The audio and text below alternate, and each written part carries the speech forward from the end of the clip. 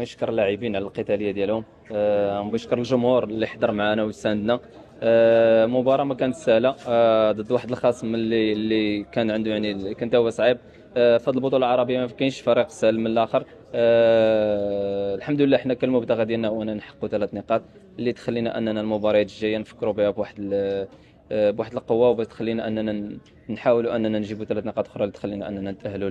أول شيء الحمد لله والشكر لله. كنبغي نهنئ الزملاء ديالي، وكنبغي نهنئ الجماهير المغربية اللي حضروا معنا، سواء اليوم في المباراة في الملعب ولا اللي شاهدوا المباراة في التلفاز. والحمد لله والشكر لله. اليوم المباراة ما كانت سهلة، أخص الشوط الثاني. كنظن بأننا حققنا فوز مهم، ولكن إن شاء الله بإذن الله راح نحسن من المستوى ديالنا إن شاء الله في القادم المباريات. أخص عندنا مباريات قوية، سواء مع المنتخب العماني ولا مع المنتخب السعودي.